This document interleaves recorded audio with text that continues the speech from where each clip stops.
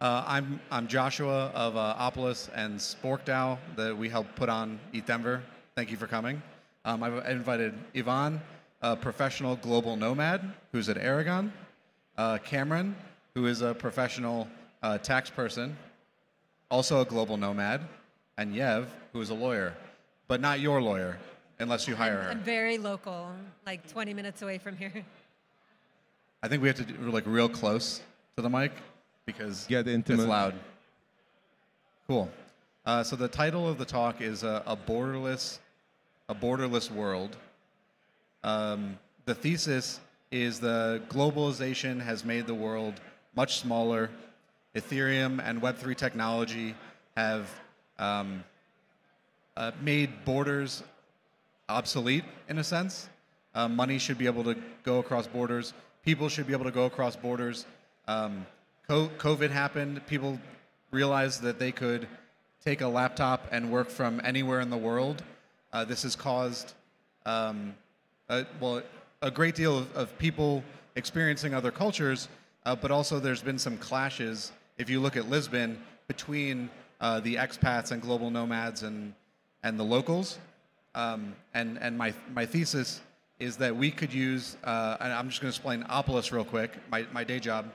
It's a member-owned employment cooperative that makes it so that individuals and DAO workers can be compliant in their payroll. Right now it's only in the US and Canada, but basically you can go anywhere in the US and we're able to take out the relevant local, state, federal taxes so that you're compliant and that the IRS and whatever state versions of the IRS are not coming after you. And theoretically, this tech could be applied globally. And if we are able to scale it and using the Ethereum blockchain, we could start negotiating with governments to say, hey, you don't have to worry about all these work tourists coming in. They're going to be compliant in paying taxes. And this is the question I want to pose first. Unless you guys want to introduce yourselves first. I don't know. Sure thing, we can do brief intros.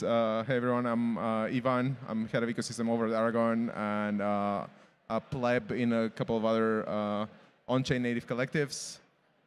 I'm based out of Dubai, but I spend about 10, 11 months of the year on the road. So putting the no in nomad. I'm Cameron. I'm CPA partner at Darian Advisors for our tax practice. I've been living on and off outside the States the past 8 years. We have an entire team, both onshore and offshore. So balancing both like compliance and nuances and also like the positive economic impact-ish of digital nomadism. And there's a lot of ways we can make it more legitimate to actually do work within the community. I'm Yev Muchnik. I'm a Web3 corporate and securities attorney. I am based in Denver, but I have moved around a lot. I started my career in Moscow, the Russian Federation, and had to navigate a lot of the complexities of working abroad, and that's hopefully something that I can share more about the legal aspects here with you today. All right, cool. So back to for the question. Thank you for introducing yourselves. How do we do this? I mean, I think the easiest way is through some like short-term visa program, like either tax exemption, tax encouragement, but like a legitimization. Like I think going from tourist to tourist to tourist visa, you're gaining all the benefits, but not paying any of the tax. But I do believe you should pay tax wherever you're consuming goods or services, etc. Align it. Not all income tax free. I shared this in the chat, so you know it's coming. Well, like one of the reasons why Aragon was created was, you know, to empower individuals to coordinate and independently of nation states. And I think financial sovereignty is the foundation of any other type of sovereignty. And because of, you know, this industry that we're a part of, we can actually achieve true global mobility, which means that governments would be pushed, whether through such incentives programs, to actually deliver better service. Like you can go anywhere, which technically would hit the you know, an underperforming government on their tax base, and that's why they would be pressured to provide better conditions for digital nomads, but also for like people that just want to stay home and are moving somewhere else because they're not getting good value for money of the place where they're based or born. Just legally, I mean, it's a little bit hard to hear, to hear everything that you guys said. So I apologize if some of this is repetitive, but you know, it's important to differentiate between being a remote worker and being a global nomad. There is a differentiation for employers that are, you know, that are stateside from a tax perspective that Cameron can talk more about. But it's really important to look at each individual country's visa requirements. Some, you know, require you to check in with the police within X amount of days of coming there. Some require you to have your own health insurance. Some require you to, you know, pay anywhere from $0 to $2,000 for that particular visa. So there's various requirements depending that vary from country to country. And then if you leave the country and try to get a visa stacked against the expiration of your prior visa, that can be difficult, and you know, there's potentially terms around there. But generally, if you stay over 180 days over in a country, then you're potentially subject to their tax regime as well, and that could be more favorable, but you may still have reporting obligations here. So that's, again, more of the tax scheme. But from a legal perspective, it is important to let your either employer know or the DAOs that you're working for, you know, as an independent contractor as well. You mentioned health benefits, and I think that's one of the things that we haven't figured out. Like, to be a digital nomad, you have to be healthy and or wealthy, basically. Like, usually, any sort of short-term healthcare benefits are emergency only. Or you can do like something like global coverage, which is going to set you down like between $10,000 and $20,000 per year, so either healthy or wealthy. And this is, I think, one of the bigger pain points we have today. Yeah, well, I think each country is different. I lived in China for a few years, and I got bitten by a dog, and I had insurance kind of through work, but they never asked me for it. We went in, and I paid 6 yuan, which is the equivalent of $1 US, and I skipped the entire line. I don't know what happened. Well, my now wife was translating. But like saw me immediately, got me taken care of, and my copay ended up being a total of $1 US. But like in the US, you would have gone away with like a multi-$1,000 ER bill. I have a similar story in England. I did my law degree in the UK, and I got bit by a bug, and my arm swelled up insanely, and they thought they were going to cut off my arm. And I went to the hospital stayed there for a week, had the attention of all of the specialists. I paid $0. I paid nothing on the National Health Service. Okay, so leading to what I think is the most important question is like, what is the first step, or what are the steps that we need to take to create a borderless world? And it sounds like we're honing in on healthcare being one of the biggest problems. Is a global healthcare system? Is that what we need? I mean, I'd say healthcare as well as like access to money. And like I've been living abroad, access to money, like actual capital. I find that, you know, I've been through tourist visas, and now we've been working on a resident visa in a country for the past 6 to 9 months, but we've been living there, participatory spending, and still waiting on like an ID card. And I can't get banked. I can't do transfers. I can't get a cell phone plan. So I'm on prepaids. And just like these little things of like making it a little bit less frictionless. So it's like like naturalization, but like paid into the employer retirement equivalent or whatever, social security, HMRC, et cetera, national insurance. But you have at least a network you can draw upon through being a legal employee in said country. The favorite loop is you need an address to open up a bank account, and you need a bank account to rent property, and you're just, unless you have a friend in that country, you're stuck. A chicken and egg, right? One of my friends, I don't want to like dox her, but she's moving to, or trying to move to Paris, and like to rent an apartment, you need a phone number. To get a phone number, you need an address. So people like borrow friends' Classic. phones. I love my notary. Yeah, well, and then to like, what if you put a deposit down, you pay rent, you sign a lease, and then you don't get the visa, and then now you're paying rent on an apartment that's not yours because you can't physically be there. Maybe we can do like a DAO where instead of house swapping when you go on vacation, we can do like healthcare benefit swapping. Hopefully that could work. I think in a lot of countries they call that fraud. Well, especially in the U.S., like if you use your healthcare card and you give it to somebody else to go to the ER, that's just straight up fraud. You can't pay somebody else's meter. Wow, at a global scale, you can't feed other people's meters. No, I've had like parking attendants get mad at me for that before. It's 25 cents. What a dumb world we live in. Does Web3 fix this? Well, the access to capital kind of does, right?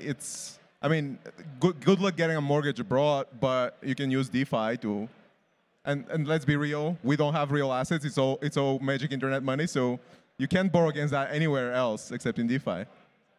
Except in DeFi, and you still got to pay via bank transfer. Okay, so that's the healthcare side. Let's move on to the governmental side. I just want to go live wherever I want. Do you want to buy a property there, or do you want to just... No, I don't have that kind of money. Maybe just like rent, float around, be a sponge. Sailboat. Sailboat? Okay, that works for not landlocked countries. No, all right. So, but seriously, in terms of visas, there's like 49 countries that have a global nomad visa, and you're saying there's a difference between a global nomad and a remote worker. And if you guys have experience outside the U.S., so I know in the U.S. there's immigrant and there's non-immigrant visas, and work happens in between them. Does it? So non-US related, but one of the interesting things is one of you brought the friction between the wealthy digital nomads coming in and like the local communities, and at the same time, funnily enough, governments don't care about that because a lot of the digital nomad visas, you have to prove you have a certain level of income, which is usually substantially higher than the average local. So there is, on the ground, there is a friction between the nomads coming in and like pricing out locals and the locals, but on a governmental level, the government is like, let me bring in the wealthiest people. So I don't know if I want to say this. It could sound really bad, but we're going to try it anyway. Is this like, because what you're describing kind of sounds like it was gentrification, but like in the terms of a global scale of gentrification, there's no borders. I never understood the like, oh, this has been my homeland for thousands of years. As an American, that's just not a thing that we think about because it's only been around for 200 years. So there's a lot of just moving around. And if borders come down, and there is access to capital, and theoretically we could do this through DAOs or through governments, making it available so that people could free flow throughout the world. Would most of the global population be within 100 miles of the eastern seaboard of China? Right? I don't know. Are you guys afraid to touch it? Yeah, we're waiting for a question because that was just a statement. Agree or disagree? I don't know. No, but going back though to the question of like working on a tourist visa is like a tourist visa, you're there for pleasure. You're not able to conduct commercial activities generally. And a lot of people kind of skirt around that by going 90 days, 90 days, 90 days, which opens you up to potential issues. The authorities like, well, how you been earning money and you've been here for 12 years on border runs? You got to have legitimate status in certain aspects if you're, spending some time there. I had to do that. I had to go to Hong Kong like a bunch of times per year.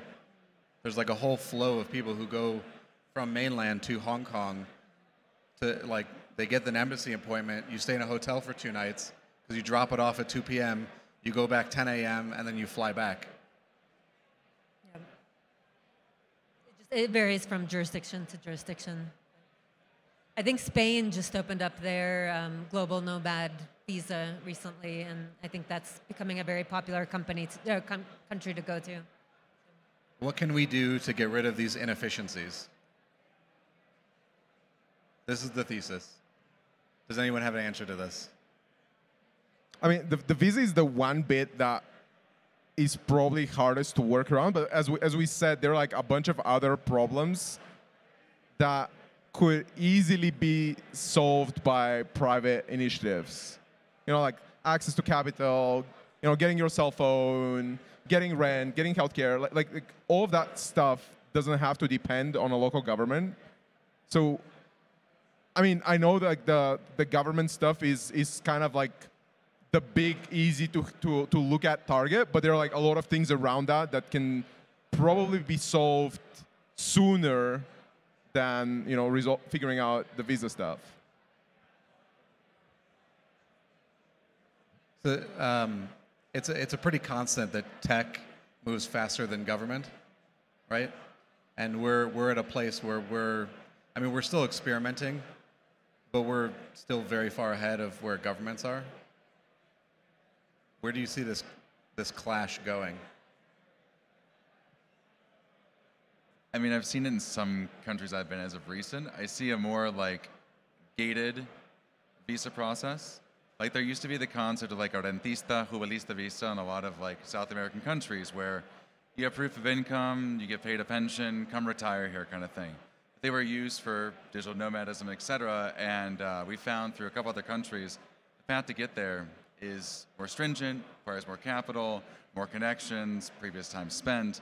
So I see that kind of being gated to bring certain types, but like this like free open digital nomadism, I guess like Caribbean's a place that wants something other than tourism coming to their economy. But yeah, it's been more restricted I've seen as of late. I'll just add, I saw a project being developed at Biddle Week using ZK to essentially take all of the fields of your passport that needed to be submitted to a government agency and submit them, verify them, and have that process kind of more streamlined. So I'd like to see governments, you know, maybe with private-public partnership, adopt some of these initiatives on privacy that we're seeing built out. That sounds really useful. It's super useful, yeah. So they basically took your passport and you could verify that you were over the age of 18, but you don't have to disclose your birthday or your birth year. So one of the Opolis use cases, as we talk about global expansion, I'll meet people from like Southeast Asia and South America who say that the number one problem they have is the off-ramping of crypto, but specifically from not the compliance standpoint, but from the tax and afraid of the bureaucracy standpoint. Because if you claim, you say, yes, I make, you know, USDC for working in a DAO, you off-ramp it, crypto is associated with being wealthy, and now like some local like mid-level bureaucrat has your address, is going to come $5 wrench attack you. And so one of the things that we do through our paycheck process is we take the crypto, we sell it, and then we direct deposit fiat or cash into your personal bank account, and then the pay stubs you get don't talk about crypto at all. And this is kind of a protection. You're money laundering to fiat. But I don't think it is money. Right. So it's money laundering in the sense that it's paying the taxes? What's legal money laundering? Little detergent. What is the word for legal money laundering? Tax optimization. But like I see that right now. Like I have team members in Argentina, and like because the banks aren't fully into crypto, or like we sent a wire from a crypto company, got froze for like 3-4 weeks. So a lot of these funds stay offshore in like U.S. denominated accounts, euros, et cetera, and don't make it back in. So that friction is frustrating even for our team. Go to Argentina.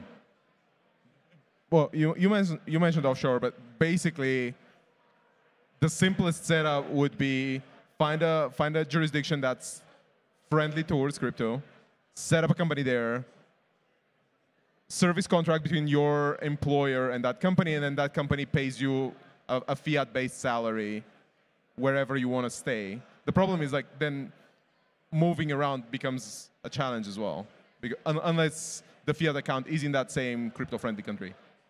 But like there is always bureaucracy around the off-ramping, and we have a lot of projects that are solving like the purely financial element of converting ETH to dollars or whatever, but like that source of like legitimate source of funding and like all of that stuff is rarely tackled holistically. The last kind of topic that I wanted to touch on is the concept of like a brain drain. So for people who don't know what that is, it's the people will leave places that don't have as much opportunity for the shining cities on the hill. Like Boston's a good example. Like places that just attract talent, Silicon Valley, New York, San Francisco, or from like, for many years, and I don't know if this is still true, not the U.S. to the U.S. Does what we're talking about kind of it solves or reverses or elongates a reverse brain drain, because people leave expensive areas to go live in not expensive areas, fall in love with the local area, and then like now that's their home, and now if you're paying taxes into that jurisdiction, I think it makes it a bit more human friendly, because historically the capable people would flock towards an area that has given a big tax break to a corporation to set up an office there and provide employment opportunity. Now the employment opportunity is global, so people would flock towards places that offer good quality of life, not good tax breaks to corporations. So it like undoubtedly substantially positive for individuals. I mean, you're a good example, right? What do you mean? You left the U.S. to live in somewhere that's beautiful. Yeah. I mean, I left for a myriad of reasons, but like I have 2 kids, healthcare, I like a socialized medicine. It's been challenging. Like I was solopreneur for 5-6 years. That's a heavy weight. And like if I only knew Opolis existed back then and before I started my journey outside. But yeah, everything's a little bit bittersweet. I think that that exodus is a real issue, that brain drain. But now we have this additional layer where it is borderless, right? We don't have to be in a physical location to exchange information. We're less kind of nation state oriented, and we're more this like ethereal layer of citizenry. Yesterday, I heard an interesting presentation about like a network state that's being set up somewhere in the Bahamas, and it's like this utopia of like sovereign land where they have Montessori schools, they've got like developers there, and they're like it's really alluring. Like I would take my family potentially and move there because it's so aligned politically, values based. So it is an issue. There's a lot more out there in the world that is becoming more interesting and kind of, I guess, aligned, but we have to kind of maintain that Web3 layer that allows innovation to kind of be more global and valuable to everybody. I mean, the culture diffusion like starts with ETH Denver, there's ETH Argentina, there's ETH Paris or ECC. Like there's all these little buds out there from culture exchange, from the impact of probably someone, going to some trendy coffee shop in Medellin, and there we have, ETH Bogota, whatever it is. Like, there's such a beautiful part of it where you see this interaction of humans' ideas that like allows that mesh to continue through, because they wouldn't have satellite versions of this if it wasn't cool. It's like office reproductions in French. So in the interest of avoiding chaos, like as geopolitical borders come down and like ethereal borders or rails go up, like, do you think we'll be able to do that without creating chaos? Do you think we're a long way off? Humans adapt. Chaos is opportunity. Chaos is what? Opportunity? I guess I would say that property has, like the ownership of property has led to a lot of wars historically. And whether that new type of property is intellectual property, I think it potentially does lead to chaos. And yeah. Hopefully we can avoid as much chaos as possible. Okay, thank you. Thank you. Thank you very much. Hey, we're just almost out of time. I want to leave on just a positive note. So Sure. Let's do just the quickest round robin for you guys on what are you most excited about for the future? Somebody else Absolutely go most. first. The regenerative movement, like seeing more things that are roots, organic, local, people caring more. Like, I feel like we've gotten a little better at that in the past 10 years. So that's positive. Yeah. High-tech rural co-living. Better DAO governance. Those are good answers. Everybody having a buffacorn. Be the buffacorn. Enjoy your time at ETH Denver. Thank you for coming. Thanks so much for being our steward and for this panel and for this concept. This is we're making the future here. This is really great. Thank you. So we're just going to take a 3 or 4 minute break before getting on with our next panel. So take a stretch, and we'll be back in just a moment.